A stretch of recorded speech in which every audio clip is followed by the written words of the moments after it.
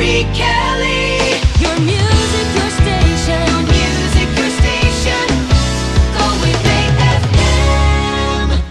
For someone who was a radio presenter but formerly was bouncing around on stage with his bass guitar and roaring from the top of his lungs into a microphone, there were certainly great days for me in Galway when I was playing in original rock bands, and at the time we were called Epidemic and also Comatose, and there was another band on the scene in Galway and they were called Obscure. Now big things have gone on for two of the members from that band, Ronan Gahan and Rory Ferry, and I'm delighted to be joined online now by Rory. How are things? They're good. I didn't actually know that you were in those bands. I think I remember those names actually. Yeah, there was a great buzz around Galway at kind of the mid-90s. Yeah, you probably played in the Cellar and places like that, did you? In Battle of the Bands and stuff like that. Yeah, exactly. Yeah. We won't talk about the results of the Battle of the Bands, but we played in them. We never won anyway. So. And it just goes to show, you always don't have to win these competitions to go on and further your career in the whole music industry. Yeah, so I mean, you often hear of bands who do win and then just completely disappear. Rory, you're in a band that's kind of part of you are from Galway and the other two members are from Dublin. You're called the Darkroom Notes. Now, the interesting thing about yourselves is I heard so much about you over the last few months, and even Cluas.com, C-L-U-A-S, did a fantastic review of your brand new album, which is going to be released on Friday, April the 10th, this coming Friday. And it's great to know that two of you are actually from Galway. I think you are from Menlo area, is it? We're both from Menlo. All right. Yeah, we both grew up together in Menlo, just a few hundred yards away from each other, so that's where it all began, I think, back in the day. So for all the local heads back here that would have remembered the good old days of yourself and Ronan Gahan in the band Obscure, what happened with you over the last few years, because you're now living in Dublin? Well, at the time we had to kind of move out of Galway in order to further, if you had any kind of real interest in furthering our musical career, you really had to be in Dublin. So we moved up in, I think, around 2002. And it took us a good while to actually kind of get our feet in the ground here and start playing again. But once we did, things kind of started looking up fairly quickly. And then we hooked up with the two other members of the band, Aaron and Dara, over the last few years. And it's kind of really come together now. Just in the last 2 or 3 years, we've released a single and EP, and now the album's coming out. Yeah, I got to say, I've been listening to your brand new album, We Love You, Dark Matter, all week in the car, and it's completely different from the early days of when I knew you, when you were playing music, I suppose, around the time of Metallica and Nirvana and stuff being top of the charts.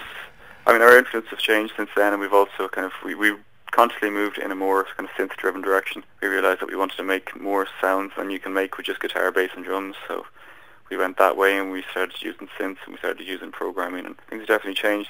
It's a common question that people always ask band members, but there is something quirky about the name. Where exactly did you get it from? That kind of came along when Aaron joined the band. She was, at the time, kind of coincidentally, she was studying photography in the same gallery that Dara was working in. He was actually teaching photography at the time. He wasn't in the band.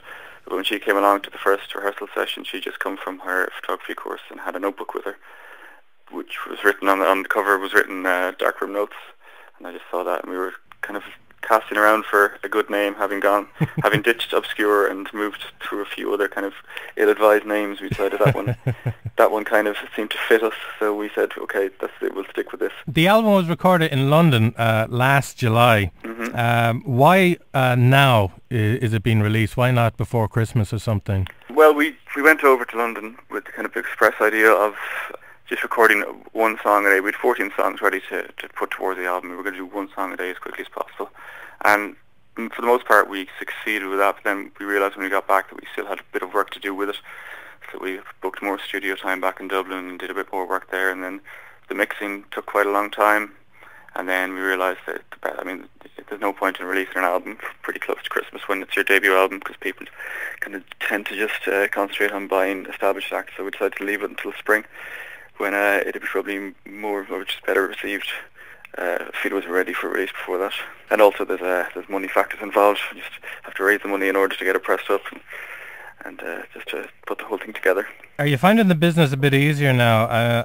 Thankfully, with the likes of Hot Press and Whelan's in Dublin and our own Roisin Dove in Galway, it is helping original bands make a career for themselves.